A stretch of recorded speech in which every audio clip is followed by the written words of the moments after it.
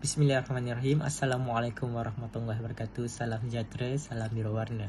Okey, hari ini kita akan mengupas dan juga mencerita sedikit berkenaan dengan Akta Hasutan 1948. Nama saya Abdul Hanif bin Abdul Harith Mustafa dan juga rakan saya iaitu Manisha Azlin binti Ishaq. Okey, seterusnya. Okey, Assalamualaikum warahmatullahi wabarakatuh. Nama saya Manisha Azlin binti Ishaq dan nombor matrik saya 281980. Okey, berkaitan dengan sejarah Akta Hasutan. Akta Hasutan ni dia dibuat oleh British pada tahun 1944. Okey, akta ini dicipta semasa pemberontakan komunis dalam tahun 1948. Okey.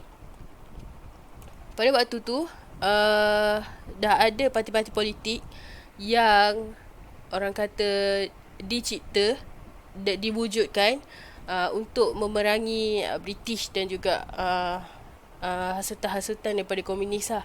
Okay. Waktu tu juga akta ni dicipta untuk mengelakkan pihak-pihak yang berkaitan untuk buat hasutan kepada rakyat. Okey. Hasutan 1948 ni merupakan salah satu fakta yang menekankan tentang kesalahan menghasut dari segi orang kata dari segi ucapan, dari segi perkataan, penerbitan ataupun benda-benda lain yang berkaitan dengan perbuatan mereka menghasut. Contohnya mereka hasut rakyat. Parti yang A hasut rakyat suruh jangan suka kepada parti B. Okey, macam itulah contoh dia. Okey. Dia berkaitan dengan hasutan ni semuanya cenderung kepada pengaruh jugalah. Maksudnya macam berkaitan dengan perkara-perkara yang sensitif macam agama, raja, kerajaan dan juga parti. Okey. Seterusnya kita pergi kepada Tujuan Akta Hasutan 1948 dicipta. Tujuan akta yang pertama adalah untuk mengekang perbezaan pendapat politik dan juga memelihara ketenteraman di negara ini. Akta ini mengklasifikasikan sebagai aktiviti yang menghasut sebagai yang bertujuan untuk menyemai rasa tidak puas hati dalam kalangan rakyat atau menimbulkan kebencian atau penghinaan terhadap kerajaan persekutuan atau mana-mana negeri di dalam Malaysia. Secara meluas merangkumi apa-apa jenis ungkapan, tidak kisah sama ada dari segi penulisan, daripada segi video, daripada secara langsung atau tidak langsung, yang boleh dilihat sebagai hasutan. Yang kedua, memelihara kerajaan persekutuan atau mana-mana negeri di dalam Malaysia agar tidak mencetuskan rasa ketidakpuashatian di dalam kalangan rakyat. Secara tidak langsung, kerajaan yang berkuat kuasa pada ketika itu mempunyai kuasa untuk mengambil tindakan undang-undang terhadap si pelaku yang mencetuskan hasutan atau sebagainya untuk menjatuhkan sesebuah kerajaan tersebut. Seterusnya. Okey, seterusnya kita pergi kepada elemen kesalahan iaitu section. Okey, dalam section ni kita ada beberapa section iaitu section 3 dan juga section 4 sebenarnya. Okey, saya nak tekankan tentang section 3 kurungan 1. Dia berkaitan dengan kecenderungan terhadap menghasut. Okey. Satunya ialah mendatangkan kebencian atau penghinaan atau membangkitkan perasaan tidak setia terhadap mana-mana raja ataupun kerajaan. Okey, ini berkait dengan kes-kes penghinaan raja, kes hina pemimpin, ada golongan-golongan yang tak suka dengan pemimpin tu, dia luahkan rasa tidak puas hati dia di media sosial. Okey, seterusnya mendatangkan kebencian atau penghinaan bagi membangkitkan perasaan tidak setia kepada raja. Seterusnya mendatangkan penghinaan, membangkitkan perasaan tidak puas hati terhadap keadilan Malaysia. Ada orang yang tak suka dengan undang-undang Malaysia, dia luahkan perasaan dia dekat medsos juga. Okey. Seterusnya, menimbulkan perasaan tidak puas hati dan tidak setia dalam kalangan kaum dan golongan penduduk yang berlainan di Malaysia. Ni antara kes-kes yang berlakunya perusuhan kaum juga. Lepas tu, persoalkan apa-apa perkara hak taraf kedudukan, keistimewaan, kedaulatan ataupun progratif yang ditetapkan atau dilindungi oleh peruntukan bahagian 3 Perlembagaan Persekutuan atau perkara 152, 153 atau 181 Perlembagaan Malaysia.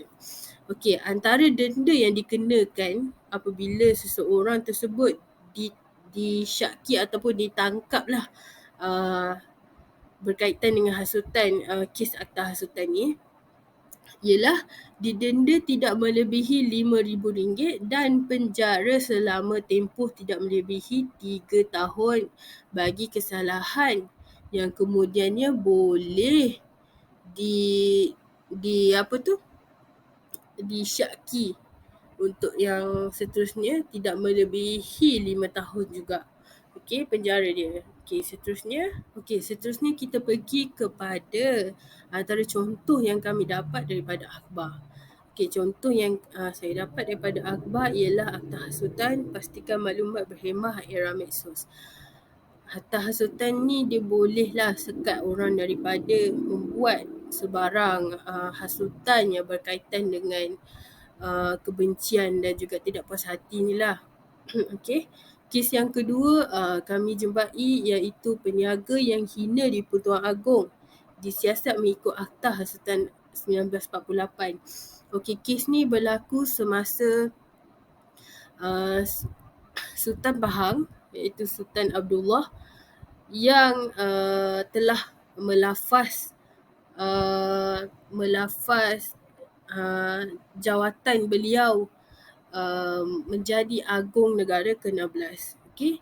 Terdapat seorang peniaga ni telah membuat komen yang berunsur hinaan lah di salah satu post yang berkaitan dengan gambar Sultan tersebut bersama isterinya, bersama permaisurinya. Okey.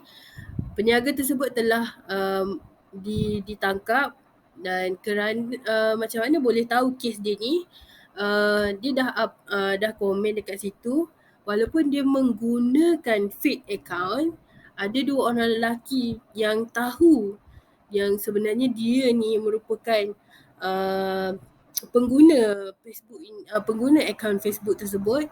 2 lelaki ni pergi serang peniaga tersebut di kedai beliau dan bila berlaku kekecohan, berita tersebut sampai kepada Ketua UMNO. Okey, Ketua UMNO daerah tersebut telah membuat laporan polis tentang kes penghinaan ini. Okey.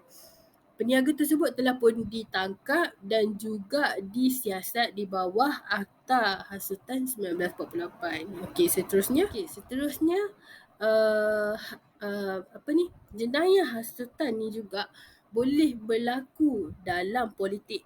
Politik ni memang kita kata dia sangat sinonim sangat dengan hasutan ni lah, sebab kalau kita tengok pun antara parti, contoh parti A dengan parti B. Parti A dia tak suka rakyat memilih parti B. Sudah tentulah macam setiap parti dia mempunyai target-target mereka. Mereka cuba untuk menghasut rakyat supaya tidak suka kepada parti B. Untuk mereka menghasut rakyat untuk memilih mereka menjadi kerajaan. Okey.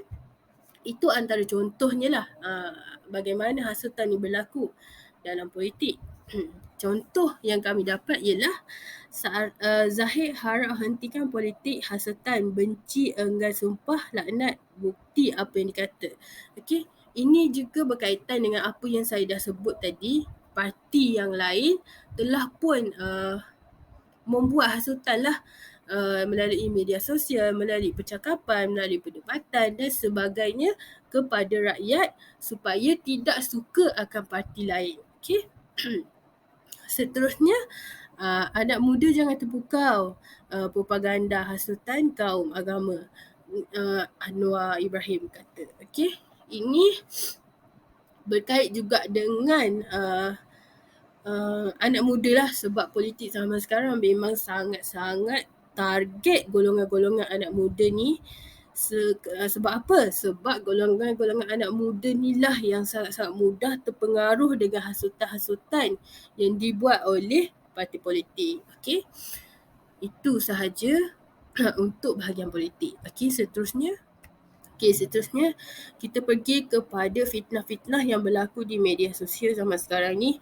Sangat-sangatlah banyak berlaku ya di media sosial. Contohnya kes fitnah-fitnah yang berlaku dalam politik tadilah. Ramai yang banyaklah ahli-ahli parlimen ataupun yang berkaitan buat statement yang agak menghina parti lain dan sebagainya. Okey, kadang-kadang ada akaun yang dihack, mereka hack dan juga mereka update status tersebut. Okey, ada juga fake account. Banyak sekarang ni, memang terlalu banyak fake account yang wujud untuk membuat hasutan ni. Okey, antara contohnya lagi pasal vaksin lah. Vaksin lah yang paling banyak sekali kes-kes hasutan. Sebab apa? Sebab ramai orang yang tak puas hati dengan vaksin ni. Ramai orang yang beranggapan bahawa vaksin ni ialah satu perkara yang bahaya, yang boleh membawa kematian, yang boleh menyebabkan mudarat kepada badan. Lalu mereka membuatlah hasutan di media sosial supaya orang lain pun tak ambil vaksin juga. Okey, itu sahaja daripada saya tentang contoh-contoh yang kami dapat berkaitan dengan Akta Hasutan 1948. Sekian, terima kasih. Akta ini masih relevan atau tidak? Bagi saya, yang pertama, lapuk dan tidak konsisten dengan tanggapan kontemporari tentang kebebasan bersuara. Seperti mana yang kita tahu, rakyat Malaysia memerlukan hak-hak bersuara, perlu tahu tentang kerajaan yang bakal dipimpin pada ketika itu. Kemudian yang kedua, definisi hasutan yang tidak jelas dan inklusif, yang mengandungi tafsiran dan kemungkinan boleh dijadi salah guna oleh setengah pihak. Yang ketiga, jika dikekalkan perlu memelihara keharmonian sosial dan keselamatan negara. Kesimpulannya, jika ingin kekalkan akta tersebut, bagi saya perlu diubah suai mengikut peredaran zaman dari semasa ke semasa. Sekian, terima kasih.